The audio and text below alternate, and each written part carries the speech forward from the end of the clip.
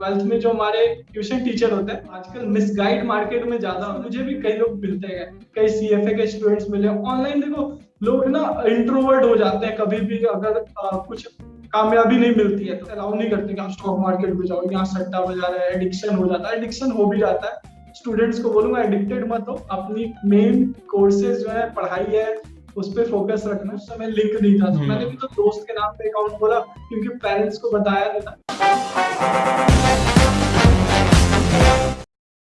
Hello hello hello, नमस्कार दोस्तों।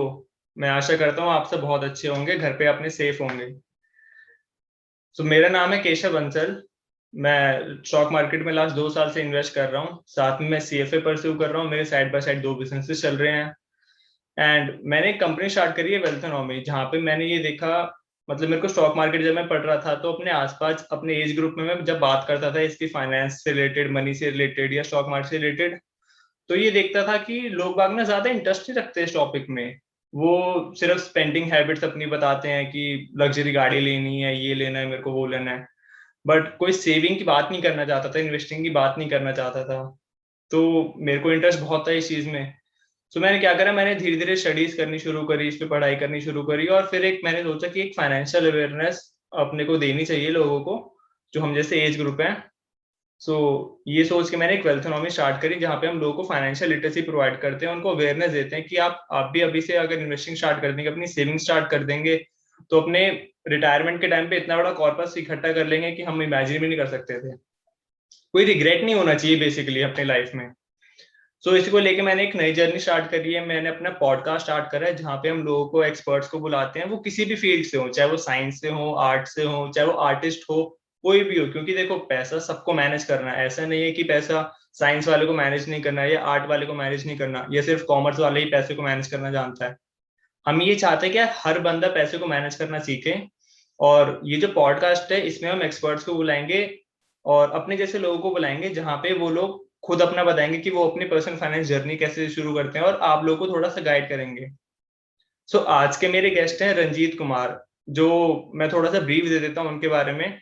मैंने जो अपनी स्टॉक मार्केट जर्नी स्टार्ट करी थी वो मैंने इनसे ही पूछा था। मेरे को ये भी नहीं पता था कि एक डीमैट अकाउंट क्या होता है, वो भी उन्होंने मेरे को बताया कि डीमैट अकाउंट ये होता है, आप स्टॉक मार्केट में ऐसे इन्वेस्ट कर सकते हो। उन्होंने मेरे को म्यूचुअल फंड्स के बारे में बताया। तो he is a financial planner. He is born in Patna, today he is in Delhi. I welcome Ranjit.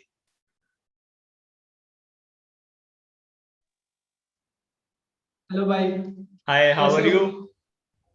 मैं बहुत बढ़िया, बहुत बढ़िया। बहुत अच्छे।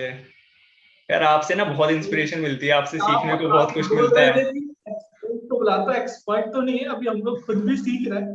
बट हाँ, ये कह सकते हैं कि जो बिगिनर्स हैं उनको तो गाइड कर ही सकते हाँ, बस वही है कि यार देखो, थोड़ा सा अपने जो एनवायरनमेंट है, हमारी जो एज ग्रुप है, उसको अगर हम केटर कर सके, उनको चीजें सिखा सके, तो बहुत अच्छा रहेगा आगे जाके।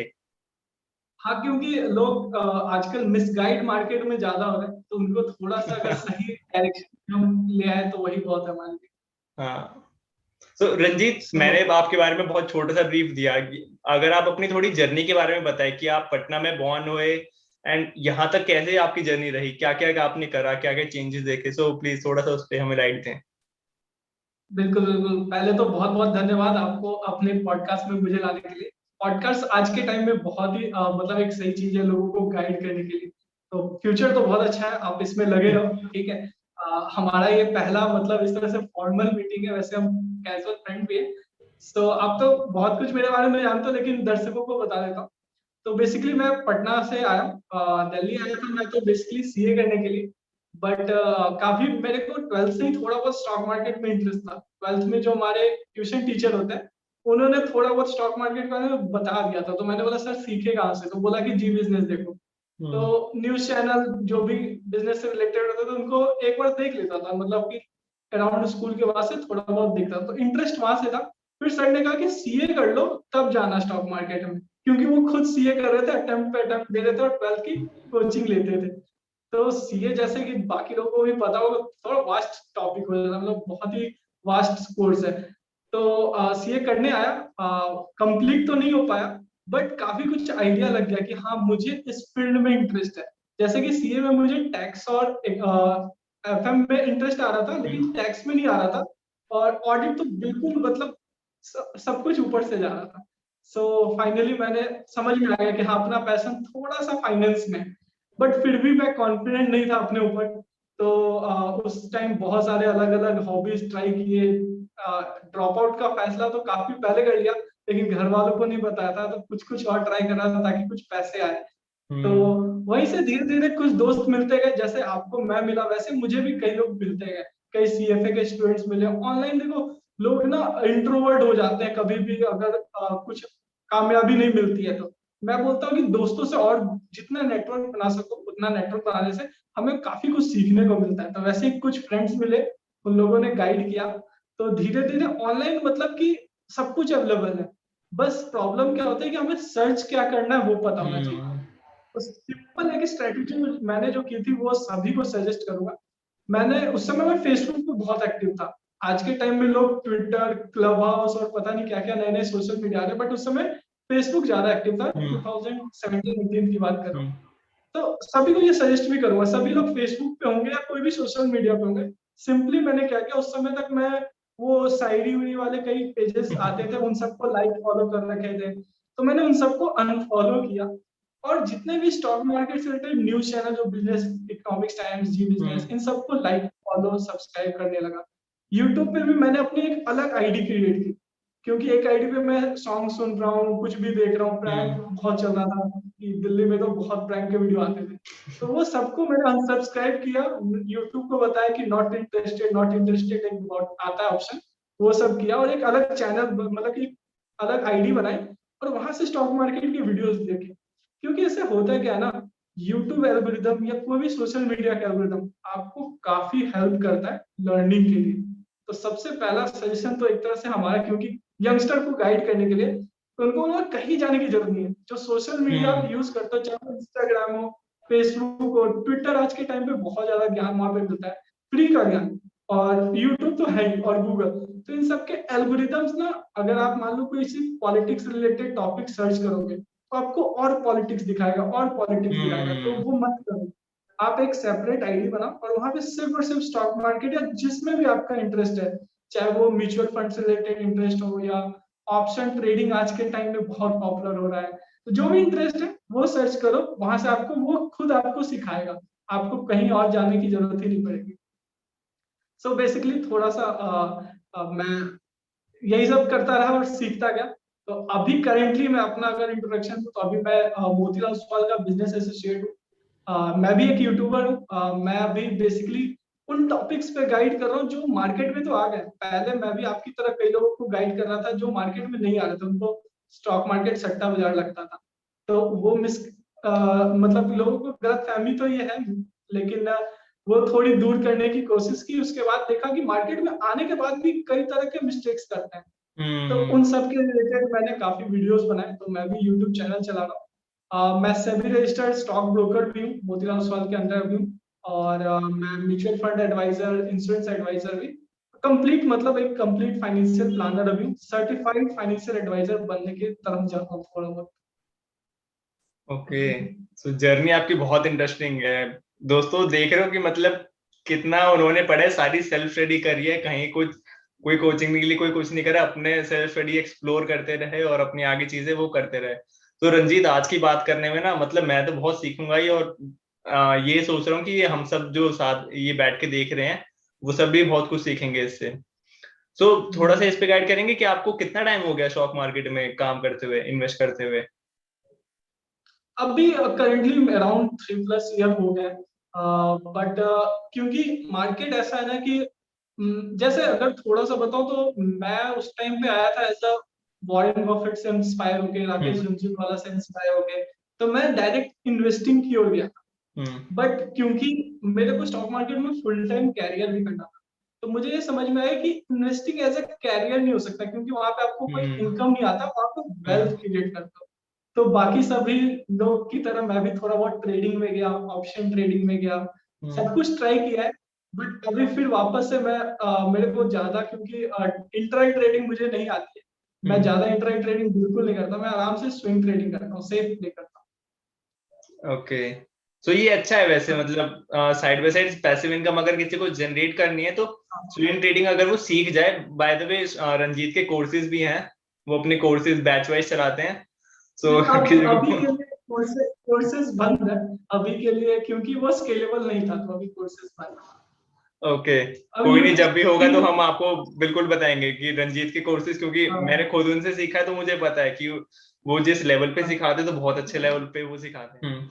सो क्वेश्चन करो। रंजीत, एक एक नया क्वेश्चन मैं आपसे पूछना चाहता हूँ कि अगर कोई एक बिगिनर है जिसको स्टॉक मार्केट में इन्वेस्ट करना है, बट उसको ये भी नहीं पता कि डीमैट अकाउंट क्या होता है, स्टॉक्स क्या होते हैं, या उसको कुछ भी नॉलेज नहीं है, बस उसको दिख रहा है कि यार स्टॉक मार्केट में पैसा बनता है इसलिए उसको आना है, तो उसके लिए क्या गाइडेंस होनी चाहिए, क्या बेबी स्टेप्स होने चाहिए उसके लिए? तो सबसे पहले देखो, मार्केट में कुछ भी मतलब कि हार्ड नहीं है। लोग बाहर से जब देखते हैं तो न्यूज में हेडलाइन पढ़ते हैं कि आज मार्केट इतना परसेंट गया तो डरते हैं। मैं बोलूंगा एक बार आप छोटे अमाउंट से एक बार मार्केट में आओ। डीमैट अकाउंट ओपन करने का बहुत ही सिंपल तरीका, आप गूगल पे, यूट्यूब पे कहीं भी सर्च करोगे, आपको मिल जाएगा। ठीक है, तो आप वहां से सर्च करके पता कर सकते हो कि डीमैट अकाउंट कैसे खुलता है। मैं बोलूंगा कि आप अपने फ्रेंड में या रिलेटिव्स में पता करो कि कौन है जो स्टॉक मार्केट में एक्टिवली। हर के फैमिली में कोई ना कोई होता है, बस बताता नहीं है कई बार लोग। तो आप पता करो, उनके साथ कांटेक्ट में रहो। वो आपको स्टार्टिंग में, क्योंकि एक गाइडर मतलब कि मेंटोर टाइप का चाहिए होगा, कि स्टार्टिंग के जो बेसिक क्वेश्चन होते हैं, बहुत बहुत मतलब बेसिक क्वेश्चंस होते हैं, कि जैसे कि मुझे भी जब मैंने डीमैट अकाउंट खोला था तो एक सीएफए के स्टूडेंट थे। उन्होंने मुझे बताया कि ऑर्डर किस किस तरह से होते हैं, intraday order, delivery order, CNC और एमआई, जो हम लोग आज के टाइम में करते हैं। तो वो सब छोटे छोटे क्वेश्चन है ना, वो कोई नहीं बताएगा आपको। तो वो या तो आप यूट्यूब पे सर्च करके भी पता कर सकते हो, लेकिन पता ही नहीं चलता है कि हमें सर्च क्या करना। तो एक कोई हेल्प चाहिए होगा तो आप अपने फ्रेंड सर्कल में किसी एक के कांटेक्ट में रहो, स्टार्ट करो। और एक बार अगर जैसे यहाँ है ना, जैसे स्विमिंग सीखने के लिए हमें पानी में उतरना होता है, एक बार आपने डीमैट अकाउंट खुलवा लिया ना, आप खुद इतने एक्साइटेड हो जाओगे ना। क्योंकि एक नई चीज, जैसे कि घर में जब नई साइकिल आती है, साइकिल चलाना नहीं आता, लेकिन आप फिर सीख ही जाते हो, तो वैसे ही है, जब तक डीमैट अकाउंट नहीं खोलोगे नहीं सीखोगे। एक बार सीख एक डीमैट अकाउंट ओपन कर लो, फिर आप इजिली सीख सकते वही, बस उसके लिए एक्साइटमेंट भी चाहिए, क्योंकि जब नई नई साइकिल अगर हम लेने हो। जाते हैं तो यार एक क्रेज रहता है कि यार नहीं, अब तो साइकिल आई है, अब चलानी है, अब मन कर रहा है चलाने का। बस तो बस, वो गिरने का जब रिस्क तक उसमें भी रहता है। हाँ, रिस्क तो उसमें भी है ना, कि गिर जाएंगे, चला रहे हैं सीख हाँ, रहे, गिर जाएंगे, गिरती भी है, एक दो बार चोट भी लगती है। चोट बट लगती है। सीख जाती है कि अच्छा मैं ये हम्म। गलतियां कर रहा था। तो वैसे ही मार्केट भी है यहाँ पे।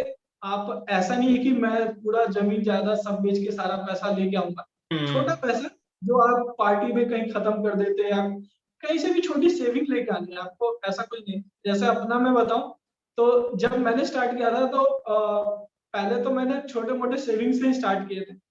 इनफैक्ट क्या होता था कि मेरे मंथली रेंट रेंट जो देना होता है हमें, वो 15 तारीख को देना होता था। और घर से उस समय में पॉकेट मनी जो आती थी वो 1 तारीख को आ जाती थी। तो मेरे पास 15 दिन का वो बफर पीरियड होता था। मैं उस 15 दिन में स्विंग ट्रेड करता था। अब जिस महीने प्रॉफिट हुई उस महीने अच्छे अच्छे पिज्जा मोमोज खाता था, जिस महीने नहीं हुई सारे पार्टी खत्म, मतलब उधारी हम्म। तक चला जाता था। तो मतलब छोटी सेविंग है, बट ऐसा सजेस्ट नहीं करूंगा, बहुत रिस्की है, इसमें बहुत परेशान हो गया था मैं। डेट ट्रैक में फंस गया था, दोस्तों से लेने पड़े थे। तो आप अपने पेरेंट्स से देखो, पेरेंट्स कई लोगों के अभी भी अलाउ नहीं करते कि आप स्टॉक मार्केट में जाओ, यहाँ सट्टा बजा रहे हैं, एडिक्शन हो जाता है, एडिक्शन हो भी जाता है। स्टूडेंट्स को बोलूंगा एडिक्टेड मत हो, अपनी मेन कोर्सेज जो है, पढ़ाई है, उस पर फोकस रखना। ठीक है। नहीं, ये चीज आपने अच्छी बताई कि ऐसे ऐसे करना चाहिए हमें। सो एक चीज ये भी है कि जैसे अभी हम बात कर रहे हैं बीच में कि हमारे पेरेंट्स अलाउ नहीं करते हैं कि कोई किसी का कोई पेरेंट नहीं चाहता कि उसका बेटा या बेटी स्टॉक मार्केट में जाए या वहां पे फुल टाइम करे। तो ये मिसकंसेप्शन कैसे बना, आपको कैसे लग रहा है कि ये इतना नाम क्यों खराब हुआ इस मार्केट का? देखो, इसके पीछे मेन रीजन ये है कि मार्केट में बहुत बड़े बड़े स्कैम्स हुए पास्ट में। ठीक है। अभी हर्षद मेहता स्कैम बहुत फेमस भी हो गया है, जो कि हम्म। बहुत पुरानी है तब बहुत फेमस है, ऐसे पहले भी कई बार हुए। मार्केट में बुल मार्केट, बियर मार्केट चलता रहता है। मार्केट में ऐसा कुछ नहीं है कि आपने जो पैसा लाया उसका सेफ्टी का बहुत रिस्क होता है, कि वो हम्म। कभी भी डूब सकते हैं, मतलब फॉल आते हैं मार्केट में, शॉर्ट टर्म में होते हैं।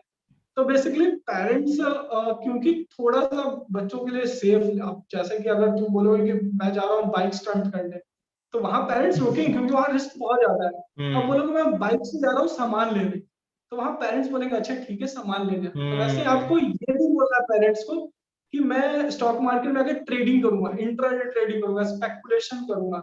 तो वो सट्टा है, वो स्टार्टिंग में नहीं करना चाहिए। तो पेरेंट उसके लिए कभी भी मानेंगे भी नहीं। बोलो मैं इन्वेस्ट कर रहा हूँ अपने सेविंग्स को, पैसे को काम पे, जो हमारा चैनल का नाम भी है, पैसे को काम पे लगा रहा हूँ, मतलब कि अपने मनी को इन्वेस्ट कर रहा हूँ ताकि ग्रो हो जाए। जब मैं कॉलेज से निकलूं तो मेरे पास एक लमसम कैपिटल हो, सपोज करो किसी को बिजनेस स्टार्ट करना हो या कुछ भी अपने गोल्स हो सकते हैं, उसको पूरे करने के लिए आप सेव करके बैंक अकाउंट में ना रख के वहां रख रहे हो। और क्योंकि आप स्टूडेंट हो, आपके पेरेंट्स वर्किंग होंगे अभी के टाइम में, अज्यूम कर लेता है, तो आपको रिस्क एपेटाइट काफी हाई है। मतलब अगर वो पैसे कहीं गिर, मतलब गुम भी हो जाते हैं, तो आपके पेरेंट्स हैं बैकअप के लिए, तो आप उसको हाई रिस्क थोड़ा लेके अच्छे जगह इन्वेस्ट कर सकते हो। यहाँ तक कि मिड कैप स्मॉल कैप में भी इन्वेस्ट कर सकते हो, बट रिसर्च जरूरी है। अगर सपोज करो कोई ऐसा स्टूडेंट है, जैसे कि मान लो कोई सीए स्टूडेंट है, उनके पास बिल्कुल टाइम नहीं होता है कि वो रिसर्च करें, ठीक है। वैसे तो सीए में काफी कुछ वो सीखते हैं, बट एज्यूम कर लेता है कि मान लो कोई यूपीएससी का स्टूडेंट है, उनके पास टाइम नहीं है रिसर्च करने का, तो आप स्टॉक्स में ना जाके म्यूचुअल फंड के थ्रू जा सकते हो, ठीक है। स्टॉक ईटीएफ होते हैं, जैसे कि ईटीएफ एक बास्केट होता है। अब जिन लोगों को नहीं पता, बस गूगल पे या यूट्यूब पे सर्च करना कि म्यूचुअल फंड क्या होता है, स्टॉक्स क्या होता है, ईटीएफ क्या होता है। मेरे चैनल पे भी इन पे वीडियोस आने वाले 1-2 हफ्ते में इन टॉपिक्स पे। नहीं ये ठीक है। ये मेरा वैसे नेक्स्ट क्वेश्चन यही होने वाला था कि अगर कोई नया पर्सन आ रहा है तो वो म्यूचुअल फंड के थ्रू जाना चाहिए उसको या स्टॉक्स के थ्रू जाना चाहिए? ये बिल्कुल मतलब क्वेश्चन थोड़ा सा ट्रिकी है, क्योंकि एक्चुअली होता है क्या ना कि आप यंग एज में, जैसा मैंने बताया, आपके पेरेंट्स अभी वर्किंग है, रिस्क ले सकते, मैं तो बोलूंगा स्टॉक्स के थ्रू जाओ, बट रिसर्च करके जाओ। अब ऐसा नहीं कि किसी अंकल ने बोला कि रिलायंस के शेयर्स अच्छे हैं, आपने भी रिलायंस का काफी नाम सुना, आप रिलायंस खरीद लिए। अब ऐसा नहीं हो सकता। आपको थोड़ा सा रिलायंस का एक बार एटलीस्ट गूगल पे सर्च करके, विकिपीडिया पे बड़ी बड़ी कंपनियों के आर्टिकल्स मिल जाते हैं, वहां पे पढ़ लिया, या 1-2 साल का तो एटलीस्ट एनुअल रिपोर्ट पढ़ना पड़ेगा।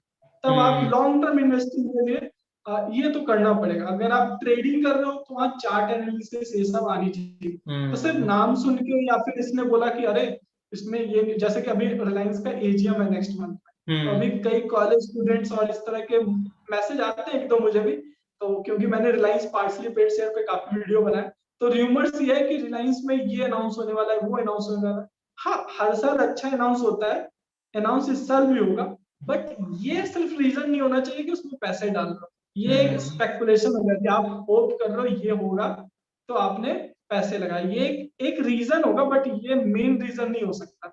वन ऑफ द रीजन हो सकता है, लेकिन मेन रीजन ये नहीं हो सकता।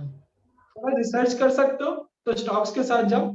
अगर नहीं कर सकते, जैसा मैंने बताया, आप किसी कोर्स की तैयारी कर रहे हो, आपको स्टडी पे फोकस करना है, तो सिंपल म्यूचुअल फंड में एसआईपी होती है, एसआईपी स्टार्ट करके छोड़ दो।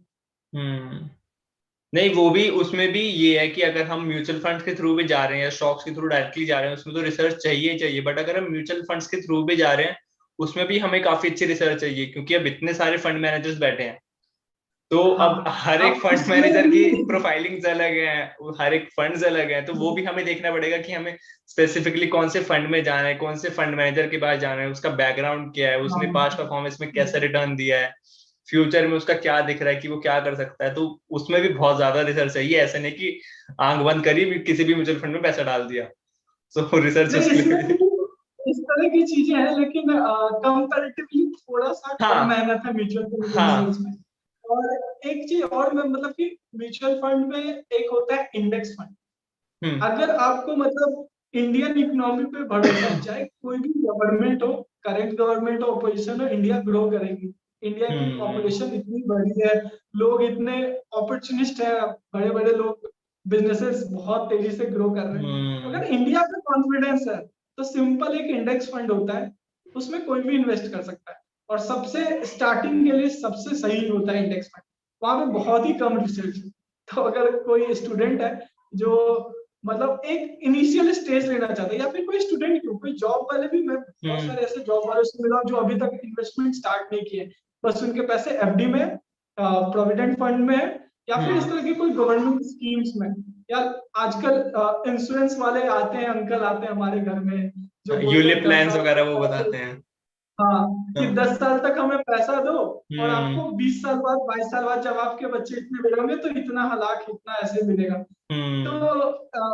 वहां पे मैं सजेस्ट करूंगा कि उस तरह के प्लान में अभी ना जाए, ठीक है। वो बहुत ही कम रिटर्न देते हैं, वहां पे कंपाउंडिंग जिसे हम बोलते हैं 800, वो वहां पे फायदा नहीं मिलेगा।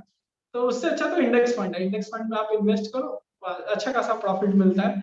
और मतलब सेफेस्ट बोल सकते हो, इक्विटी में सेफेस्ट जो होता है वो इंडेक्स हम्म। फंड होता है।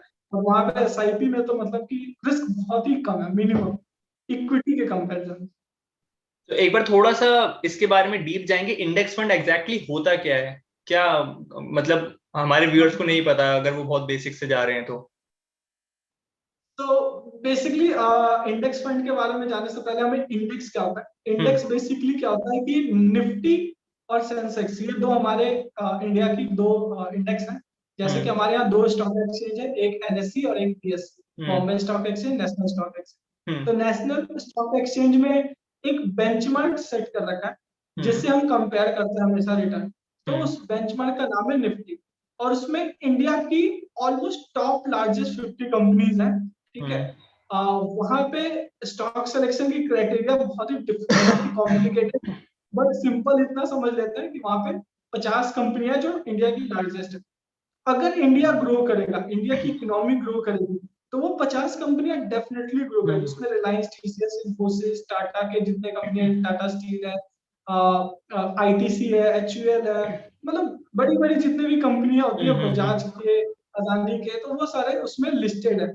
तो अगर ये कंपनियां ग्रो करेगी तो निफ्टी भी ऊपर जाएगा। हम्म। तो ये हो गया इंडेक्स की बात। अब इंडेक्स फंड क्या होता है, आपने सपोज करो 500 रुपए आप महीने की सेविंग करो, एक स्टूडेंट 500, 1000 की सेविंग करता है। हम्म। अब 500 रुपए आपने इंडेक्स फंड में डाला, हम्म। तो वो 500 रुपए से लाखों लोगों से 500 500 रुपए जमा होकर उस फंड में आता है, एक बास्केट है फंड।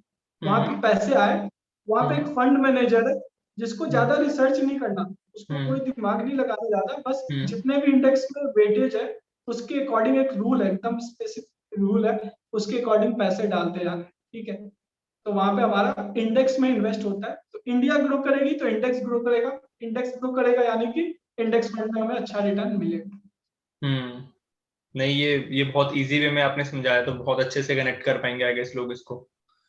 सो हाँ, कोई अब भी क्वेरी इसमें। हो तो आप लोग कमेंट कमेंट कर सकते हो, वहां पे भी हम लोग सॉल्व कर सकते हैं। और ये टॉपिक बस हमें एक आपको क्यूरियोसिटी क्रिएट करने के लिए, हम्म। आपको इसके बाद बस राइट डाउन करो जो जो हम लोग वर्ड्स यूज कर रहे हैं, उसको गूगल, यूट्यूब पे वैसे ही जो मैंने बताया एक सेपरेट आईडी से सर्च करो, आपको वहां पे सब कुछ समझ में आ जाएगा। ऑनलाइन सब कुछ अवेलेबल है। हाँ, सब कुछ फ्रीली अवेलेबल है, मतलब अगर मन से चाहो कुछ भी चीज सीखना तो वो आपको मिल जाएगी, बिल्कुल फ्री में मिल जाएंगी। कहीं भी आपको कोई महंगे कोर्सेज करने की या एमबीए करने की भी कोई जरूरत नहीं है। अब मैंने खुद एमबीए, मतलब कई लोगों को बुरा लग सकता है कि एमबीए के मैं थोड़ा सा अगेंस्ट हूँ, बट मैं नहीं कर रहा एमबीए। मेरे को सीएफए पसंद है, मेरे को अपनी अपनी चीज में करने में पसंद है, अपने फाइनेंस करने में पसंद है मेरे को। उसके लिए मैं यूट्यूब बिल्कुल गूगल करता रहता हूँ, नए नए कोर्सेज करता रहता हूँ। सो वहां से जब अपनी थोड़ी सी क्यूरियोसिटी जनरेट करेंगे तो वहां से कुछ ना कुछ आप अपना गेन कर सकते हैं। सो एक चीज बिल्कुल बिल्कुल। रंजीत मैं पूछा था कि स्टूडेंट्स का तो ठीक है, मतलब वो इतनी छोटी सी अमाउंट से स्टार्ट कर सकते हैं। दूसरा, जो सैलरीड हम्म, क्लास में आ जाते हैं, अब 20 21 साल की उम्र में हम स्टार्ट करते हैं, अब कॉलेज के बाद हम ग्रेजुएशन के बाद स्टार्ट करते हैं। तो लगभग हम्म, 25 30 हजार 40 हजार रुपए की सैलरीज इन हैंड आती है नॉर्मली। सो जब उनके हम्म। हाथ में सैलरी आती है तो वो अपनी सैलरी को कैसे डाइवर्सिफाई करें, किस किस सेगमेंट्स में डाइवर्सिफाई करना चाहिए उनको। यहाँ पे तो मतलब कि एक मतलब कि अगर स्टार्टिंग पर्सनल फाइनेंस और ये सारे इन्वेस्टमेंट गोल्स के, तो वहां पे सबसे इम्पोर्टेंट तो ये बोलूंगा कि जैसे अभी भी हम लोग थोड़ा अगर यंग एज में जिसकी पहली बार नौकरी लग रही है उनके बारे में बात करें, तो मैंने तो जितना देखा है कि नौकरी लगते ही सबसे पहले गोवा ट्रिप या फिर माउंटेन्स की प्लानिंग होती है, हाँ। या फिर कुछ बड़ा आईफोन और कुछ ऐसा खरीदने का। हाँ। तो मैं सबसे इम्पोर्टेंट तो ये बोलूंगा कि एक्सपेंस मैनेजमेंट, कि हम्म। खर्चा कितना कम करना है, वो इम्पोर्टेंट होता है। तो सबसे पहले आप अगर एक्सपेंसेस मैनेजिंग मेन सबसे बड़ा मतलब कि money saving is equal to money making है, तो वही हमें मनी सेव पहले करना चाहिए। तो सबसे पहले तो ये सजेस्ट करूंगा कि एक एक्सेल शीट या पेपर पेन में भी, डायरी में भी कई लोग अपने खर्चे मेंटेन करते हैं, तो आपने खर्चे मेंटेन करने, ठीक है। सबसे पहला तो सेशन यही होता है हमारा, जब भी मैं क्लाइंट से भी बात करता हूँ उसको बोलता हूँ खर्चे पहले कम रखो, ठीक है। क्योंकि रिच वो होते हैं जो पैसा बहुत कमाते हैं, लेकिन वेल्थ जब क्रिएट करना हो तो हमें एक्सपेंसेस माइनस इनकम माइनस जो एक्सपेंसेस उस गैप को बढ़ाना होता है। तो सबसे पहले उसको इंक्रीज कीजिए, ठीक है। एक्सपेंसेस मैनेज करने के बाद हमें इमरजेंसी फंड क्रिएट करना होता है। 3 महीने की जनरल रूल होता है, तो 3 से 6 महीने का एक इमरजेंसी फंड एफडी में रख सकते हो, या फिर लिक्विड फंड होता है म्यूचुअल फंड, वहां रख सकते हो। इन सब चीजों पे डिटेल हम कभी और बात करेंगे।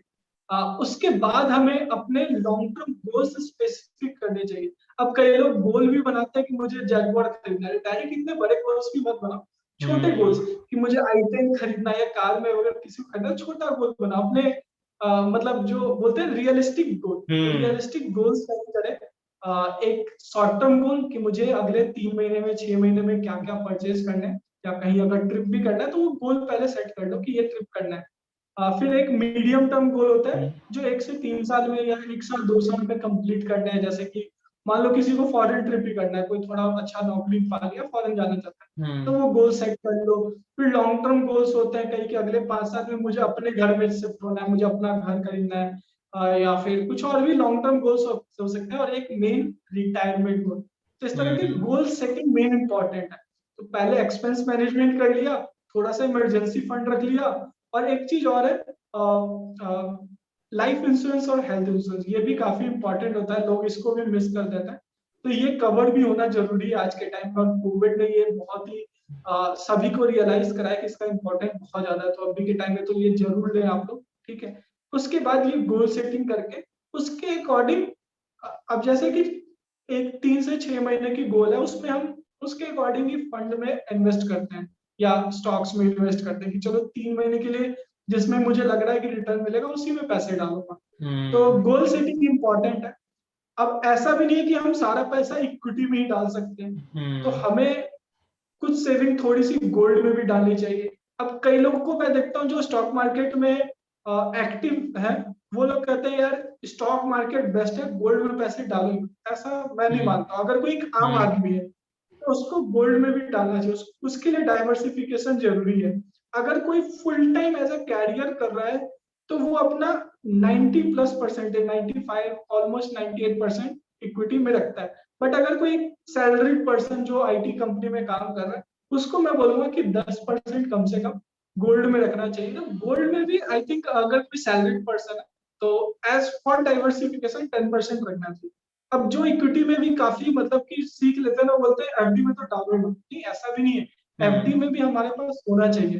तो जो मैंने स्टार्टिंग बताया कि 3 से 6 महीने का जो एक इमरजेंसी फंड क्रिएट करता है, उसको कुछ पैसे हम लिक्विड फंड में रखते हैं, कुछ एफडी में रखते हैं। एफडी की एक मतलब कि मुझे खराब ये लगती है, उसमें क्या होता है कि आप प्री विड्रोवल चार्जेस होता है। सपोज करो मैंने 1 साल की एफडी करवा ली और मुझे कभी भी इमरजेंसी में पैसे निकालने पड़ गए, किसी काम की वजह से निकालने पड़ गए, तो वहाँ पे प्री विड्रोवल चार्जेस होते हैं। इसलिए सारा पैसा एफडी में भी नहीं होना चाहिए। थोड़ा सा लिक्विड फंड होता है, वहां पे 24 आवर्स में आप निकालो, कोई चार्जेस नहीं है, और वो एफडी से आपको ऑलमोस्ट 1 या 2% ज्यादा रिटर्न देगा। वहां रिस्क थोड़ा सा बढ़ जाता है, थोड़ा सा, जो कि अभी फ्रैंकलिन एंड टेम्पलेटन में हुआ। लेकिन वो अगर थोड़ा सा रिसर्च करके या किसी अच्छे एडवाइजर के थ्रू जाओगे तो रिस्क बहुत ही कम है लिक्विड फंड में, और वहां पे इजी विड्रॉवल हो जाता है। बस 1 से 2 दिन लगता है। बस सेविंग अकाउंट में क्या होता है कि हम एटीएम से निकाल लिए, तो उससे थोड़ा सा मुश्किल है प्रोसेस, लेकिन अच्छा है, ऑप्शन अच्छे हैं। तो ऐसे पर्सनल फाइनेंस आता है, कौन सा स्टॉक कौन सा फंड, ये सब बहुत लंबा टॉपिक है, कभी और इस पे डिस्कस कर सकते हैं। दोस्तों ये वाली जो क्लिप है ना, इसको एक बार दोबारा से रिवाइंड करके दोबारा सुनना, क्योंकि पर्सनल फाइनेंस के इन्होंने सारी टिप्स दे दी हैं। लाइक आपके पास इमरजेंसी फंड होना चाहिए, आपके पास हेल्थ इंश्योरेंस होना चाहिए, आपके पास लाइफ इंश्योरेंस होना चाहिए, आपके पास जो एफडी में पैसा लगा रहे हो एफडी में लगा रहे हो, लिक्विड फंड में लगाना चाहिए। वो सारी पर्सनल फाइनेंस की टिप्स ना, ये बहुत क्रक्स में इन्होंने एक बारी में दे दी हैं। तो इसको 2-3 बार सुनोगे और थोड़ा गूगल करोगे, रिसर्च करोगे, तो आपको सारी चीजें इसमें क्लियर हो जाएंगी। तो एक क्वेश्चन और था इसमें, रंजीत मेरा कि अगर कोई 18 साल का स्टूडेंट है या उससे नीचे का स्टूडेंट है, अब हम हाँ कोई भी म्यूचुअल फंड स्टार्ट करते हैं या स्टॉक मार्केट स्टार्ट करते हैं तो उसमें पैन कार्ड, सेविंग्स अकाउंट ये मैंडेटरी होता है। सो अगर उनको स्टार्ट करना है, कोई 10th क्लास का है, कोई 11th क्लास का है, तो वो 18 प्लस नहीं होते, उनका पैन कार्ड अकाउंट नहीं बने होते, तो वो कैसे स्टार्ट कर सकते हैं अपना? म्यूचुअल फंड के थ्रू आप 18 प्लस नहीं भी हो तब भी आप स्टार्ट कर सकते हो। वहाँ प्रोविजन होता है, वहाँ पे पेरेंट्स के और जो किड है उनके भी दोनों के डॉक्यूमेंट्स लगते हैं। वहाँ पे आप ऑप्शन है, वहाँ पे आप स्टार्ट कर सकते हो।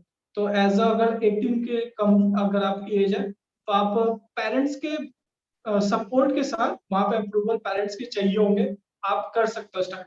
नहीं तो अगर आप स्टॉक्स में ट्रेडिंग सीखना चाहते हो, या कई लोग होते हैं 18 प्लस नहीं है, अभी 17 के हैं या 16 एज है उनकी, तो सिंपली आप पेरेंट्स के नाम पे, भैया दीदी किसी के नाम पे अकाउंट खोल के ट्रेड कर सकते हो। वहां पे ऐसा कोई लीगल ऑब्लिगेशन नहीं होता है। कई चीजें बस थोड़ी सी ध्यान रखना, क्योंकि पेरेंट्स का ही नाम से अकाउंट है तो आराम से करना, बट कर सकते हैं, वहां भी ऑप्शन है।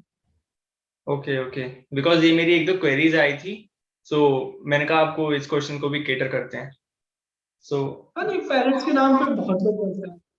हम्म एक्चुअली मेरा भी सबसे प्रॉब्लम होता है जब डॉक्यूमेंटेशन करते हैं अकाउंट खोलते हम्म समय। तो मेरा भी आधार कार्ड, मोबाइल नंबर, ये बहुत लोगों का होता है, तो उस समय लिंक नहीं था, तो मैंने भी तो दोस्त के नाम पे अकाउंट खोला, क्योंकि पेरेंट्स को बताया नहीं था। दोस्त के नाम पे खोला, वहां से स्टार्ट किया। कई लोग ऐसा करते हैं, दोस्त के नाम पे भैया दीदी या कोई भी रिश्तेदार है उसके नाम पे एक डीमेट अकाउंट खोलना होता है। जिस पे ट्रस्ट कर सकते हो और जो आप पे ट्रस्ट कर सकता है उन्हीं के साथ ये काम करना, और ज्यादा लंबे टाइम के लिए मत करना। आप बाद में जब भी 18 प्लस हो अपने अकाउंट खुलवा लो, और आप शेयर ट्रांसफर करवा सकते हो, वहां पे एज अ गिफ्ट आएगा। ज्यादा टैक्स वैक्स नहीं होगा, 50,000 से कम में तो कोई दिक्कत नहीं है, कर सकते हैं ये चीजें। Okay okay. सो ये दोस्तों, ये सारी चीजें ये आप एक बार क्लिपिंग्स दोबारा से एक बार सुन लेना, क्योंकि आज रंजीत ने हमें बहुत सारी लर्निंग्स दी है। बस एक लास्ट क्वेश्चन रंजीत, जाते जाते मैं तुमसे पूछना चाहता हूँ कि अगर आप होते अपनी एज में, मतलब वापस अगर आपको मौका मिलता कि आप अपने 17-15 की एज में वापस जाओ, तो आप सबसे पहला काम क्या करते? नहीं, ऐसा स्पेसिफिक मैं कुछ ऐसा तो करना नहीं चाहता, क्योंकि मुझे अपनी लाइफ काफी सही लगती है। क्योंकि मैं जब भी अकेला जब बैठता हूँ, सोचता हूँ कि मैंने ये किया, तो वो सब कुछ दिखता है कि हाँ ये किया था गलतियां, या फिर ये चीज मैंने स्टेप ली थी, तो उससे मैंने ये सीखा। जैसे कि मैं कई बार कई मतलब कि सोचता, पहले स्टार्टिंग में सोचा था कि मैं बेकार सीए कर रहा था, मैं स्टार्टिंग से सीएफए करता या कोई और कोर्स करता।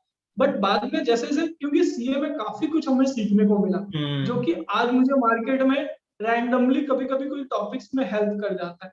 तो वो नॉलेज, और सीए के टाइम में जब फ्रेंड्स बने सर्कल, तो वो काफी काम आता है। तो मैं ऐसा कुछ चेंज तो नहीं करना चाहता। काफी सही रहा, ऐसा भी नहीं कि मुझे बहुत पहले इन्वेस्टिंग स्टार्ट कर देता, बिटकॉइन क्रिप्टो खरीद लेता, ऐसा कुछ तो नहीं सोचता हूँ। क्योंकि जो हुआ मतलब वो एक एक इनिशियल स्टेज लेते गया, स्टेप्स लेते गया, तो उसके कारण ही आज मतलब कि ये तो नहीं कहूंगा कि मैं बहुत सक्सेसफुल हो गया हूँ मार्केट में, बट ये कहूंगा कि एक इंडिपेंडेंट, मतलब कि अपने खर्चे और अपना मतलब कि काम हो जाता है, मतलब काफी कुछ मार्केट से सीख लिया है। नहीं, ये बहुत अच्छा लगा आपसे ये बात करके, आपसे इतनी नॉलेज लेके। और आशा करता हूँ कि हमारे व्यूअर्स को भी ये चीजें बहुत पसंद आएंगी।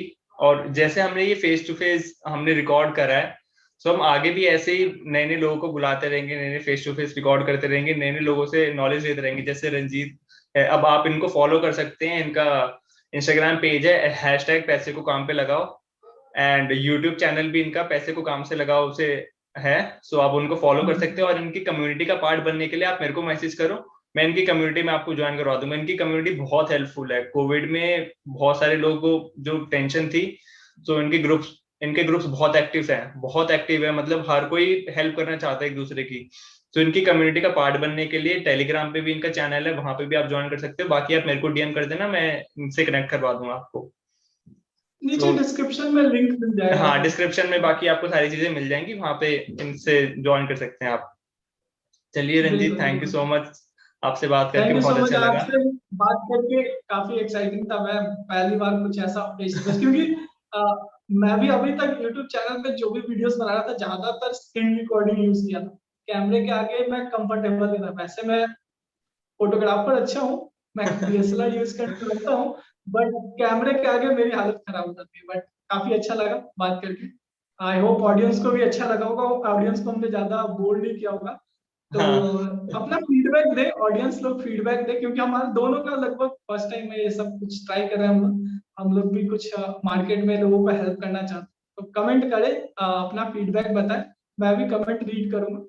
सो thank you so much and चलो, चलते हैं। Have a happy journey, bye bye. Bye bye, happy investing and trading. Happy investing and trading, bye.